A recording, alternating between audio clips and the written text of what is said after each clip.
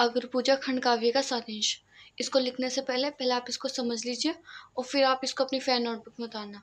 लिखेंगे अगर पूजा खंड काव्य की कथा महाभारत से ली गई है। कहाँ से ली गई है? महाभारत से।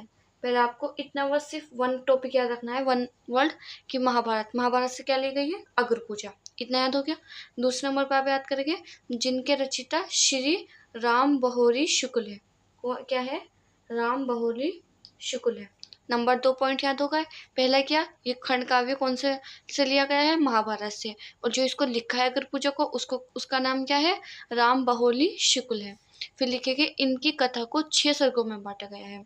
कितने सर्गों में बांटा गया है? 6 सर्गों में बांटा गया, जिसका स्वर्गवार सारांश इस प्रकार है। अगर आप ये भी नहीं लिखना चाहते तो आप ये लिख देंगे जिसका वर्णन इस प्रकार है या जिसका सारांश इस प्रकार लिखा गया है। ठीक है। अब आपको ये देखने की जरूरत नहीं है कि ये इतना सारा है, सिर्फ आपको 3 टॉपिक याद रखने हैं, 1 2 3। क्या? पहला महाभारत से लिया गया है और इसे को जो लिखा है उनका नाम श्री राम बहोली शुक्ल है, इसके रचिता है और ये 6 सर्गों में बांटा गया है और इसका सारांश इस प्रकार है। इसका प्रथम सर्ग है। इस खंड काव्य का ये पहला सर्ग है। ठीक है। पूर्वाभास है। जो पहला सर्ग है इसका नाम क्या है? पूर्व आभास है।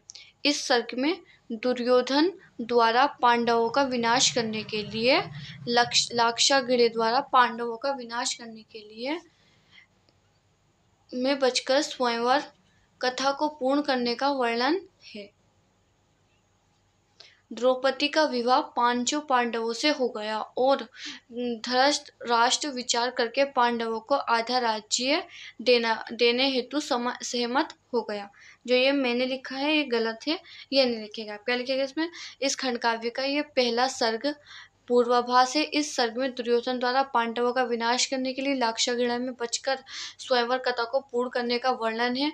द्रौपदी का विवाह 5 पांडवों से हो गया। कितने पांडवों से हुआ था? 5 पांडवों से। और धृतराष्ट्र विचार करके पांडवों को आधा राज्य देने हेतु सहमत हो गया। फिर लिखेगा आप द्वितीय सर्ग। अगर पूजा खंड काव्य का दूसरा सर्ग सभा आरंभ है। क्या है दूसरा सर्ग जो है इसका? सभा आरंभ। इस सर्ग में कृष्ण को साथ लेकर पांडवों का विकराल खांडव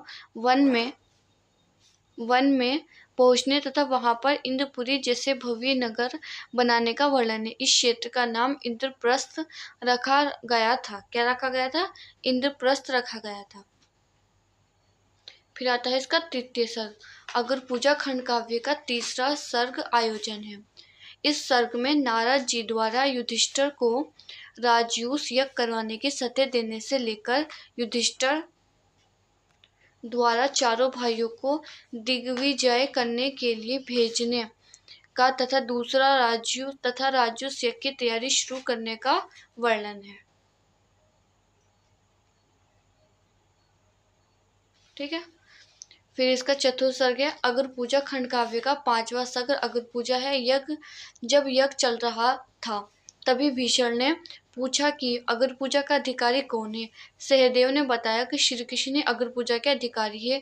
भीष्म एवं सभी लोगों ने उनका एक साथ अनुमोदन किया, परंतु शिशुपाल श्री कृष्ण के चरित्र पर दोष आरोप करते हुए अपशब्द कहा, जिससे क्रोधित होकर कृष्ण ने सुदर्शन चक्र से उसका सिर काट दिया। फिर लिखेंगे पंच सर्ग। अगर पूजा खंड काव्य का चतुर्थ सर्ग है।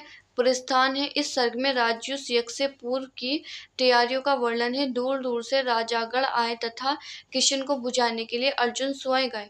अतिथियों के स्वागत को देखकर रुक्मजी और शिशुपाल ईश्वरिया से तिलमिला उठे। षष्ठ सर्ग। इस सर्ग का नाम उपसंहार है। इसमें यज्ञ के पूर्ण होने का वर्णन है। व्यास, धर्मराज तथा 16 तत्वज्ञानी ऋषियों ने यज्ञ कार्य संपन्न किया। युधिष्ठिर ने उन्हें दान दक्षिणा देकर उनसे आशीर्वाद लिया। यहीं पर से यह खंड काव्य समाप्त हो जाता है। वीडियो अच्छी लगी हो तो प्लीज़ वीडियो को लाइक करें एंड चैनल को सब्सक्राइब करें। हमारा चैनल कक्षा 9 से 12 वालों तक के लिए है। यदि आप इस चैनल पर न्यू हो तो इस चैनल को सब्सक्राइब करें एंड वीडियो को लाइक करें।